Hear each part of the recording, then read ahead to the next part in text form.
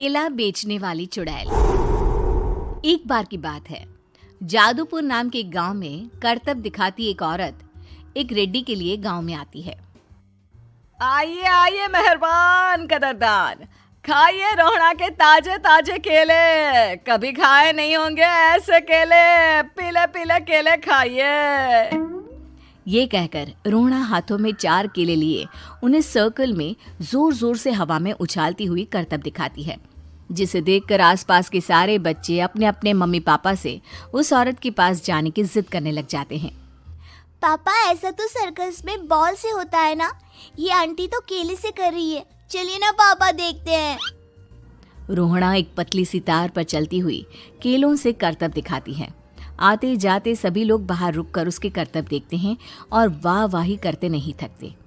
जैसे ही एक आदमी पास आकर उसे पैसे देने लग जाता है, तब वो कहती है, अरे नहीं नहीं साहब, मैं करतब तो बच्चों के मन को बहलाने के लिए करती हूँ।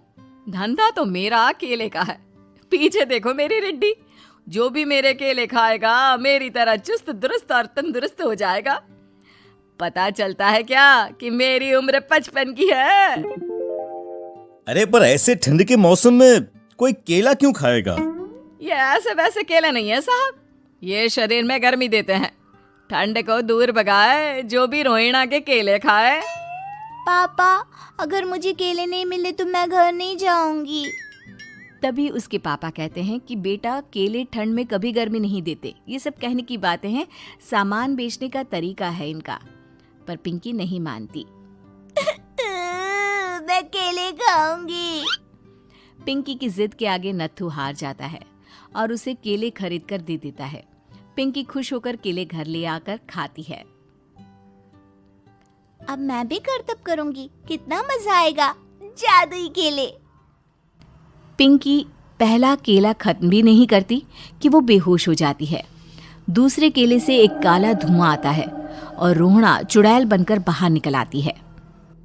मेरे भूतिया केले बच्चे न खाए, ऐसा हो ही नहीं सकता। जादूपुर वालों, कब तक बचोगे? आ गई हूं मैं रोहड़ा, जिसका कोई नहीं कर सकता सामना। रोहड़ा पिंकी को गोद में उठाकर काले धुएं में कहीं गायब हो जाती है। शाम के वक्त नत्थू घर लौटता है और पिंकी को घर में ना पाकर उसकी माँ से कहता है, माँ पिंकी कहाँ है? अरे बेटा, उसे तो तू सुबह करतब दिखाने ले गया था ना, फिर कहाँ वापस आए तुम दोनों? मुझे लगा तू उसे अपने साथ मंडी ले गया होगा। हे भगवान, मेरी बच्ची कहाँ गई? मैं उसे घर ही तो छोड़कर गया था माँ। नत्थू गांव के घर कोने में अपनी बेटी को ढूंढता है, पर उसे वो कहीं नहीं मिलती। परेशान होकर आखिर रो रो कर नत्थू हिम्मत हार कर घर लौट आता है। अगली सुबह रोहड़ा फिर से करतब दिखाने आती है और इस बार पिंकी की तरह रोनी केले खरीद लेता है। 50 रुपए दिए थे पापा ने, सारे पैसों की मैंने केले खरीद लिए हैं।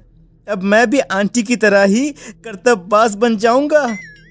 यही सोचते हुए रोनी केले खाता है और पहला अकेला केला आधा खत्म भी नहीं करता कि चुड़ैल उसके सामने आ जाती है। मेरे साथ चलने का समय आ गया है रोनी। ये तो बस शुरुआत है। अब इस गांव के सारे बच्चे धीरे धीरे मेरे कब्जे में होंगे, एक बच्चा भी नहीं बचेगा। ये कहकर रोना रोनी को गोद में लेकर काले धुएं में अदृश्य हो जाती है। इसके बाद हर रोज गांव में से कोई ना कोई बच्चा गायब होता, पर ऐसा क्यों हो रहा है किसी को भी समझ में नहीं आ पा रहा था। रोज की तरह अपनी बेटी पिंकी की तलाश में नत्थू गांव के एक तालाब के पास बैठा रो रहा था। कहाँ गई मेरी पिंकी? शकुंतला के जाने के बाद एक वही तो मेरा सहारा थी। अरे उसकी आत्मा कोस रही होगी मुझे कि मैं अपनी बच्ची को संभाल भी नहीं पाया। नत्थू ये कहता हुआ रो ही रहा था कि तभी तालाब में से उसे शकुंतला की आवाज सुनाई देती है।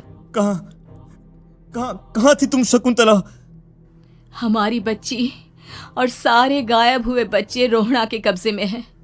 वो बच्चों को जो केले देती है उससे बच्चे बेहोश हो जाते हैं और उसके कब्जे में आ जाते हैं और वो उन्हें ले जाकर काली दुनिया में ले जाती है। पर वो ऐसा क्यों कर रही है? ये मैं नहीं जानती, पर उस दुनिया का रास्ता मैं आपको बता सकती हूँ। जहां ये नदी खत्म होती है वहां एक केले का पेड़ है, उसके नीचे एक दरवाजा है, वहीं से रास्ता जाता है उस दुनिया का। ये कहकर शकुंतला की आत्मा गायब हो जाती है। गांव के सभी लोग झुंड बनाकर उसी रास्ते से काली दुनिया में चले जाते हैं और वहां देखते हैं कि सारे बच्चे वहां काम कर रहे थे। पापा मुझे ले चलो यहाँ से। पापा पापा।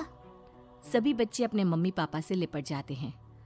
तो तुम लोग यहाँ तक आ गए? क्यों हमारे बच्चों को पकड़ लिया तूने? तुझे शिकार ही बनाना है तो ले, हम सब आ गए हैं, हमें खा ले। नहीं, मुझे बच्चे चाहिए। मेरे बच्चे के बदले तुम लोगों के बच्चे। क्या मतलब? मैं इसी गांव में रहने वाली एक औरत थी। केले की चोरी के इल्जाम में मेरे बेटे को गांव वालों ने इतना मारा कि वो मर गया। उसी दिन मैंने ठान लिया कि गांव वालों का भी वही हाल करूंगी। कुछ दिन बाद बेटे के चले जाने के दुख में मैं भी मर गई और मेरी भटकती आत्मा एक चुड़ैल बन गई। और फिर मैंने बदला लिया तुम सबके बच्चे छीनकर। बर्दाश्त नहीं कर पाए ना? सोचो मुझ पर क्या बीती होगी। हमें माफ कर दो रोना। पता नहीं ये किसकी गलती थी, पर हम सभी माफी मांगते हैं। हमारी खुशियां लौटा दो, तुम भी तो एक माँ हो। गांव वालों की बात सुनकर रोना का मन पिघल जाता है और वो बच्चों को छोड़ देती है। उसके बाद काली दुनिया बच्चों के लिए जादुई दुनिया बन जाती है। अब कोई भी कभी भी वहां आ जा सकता था।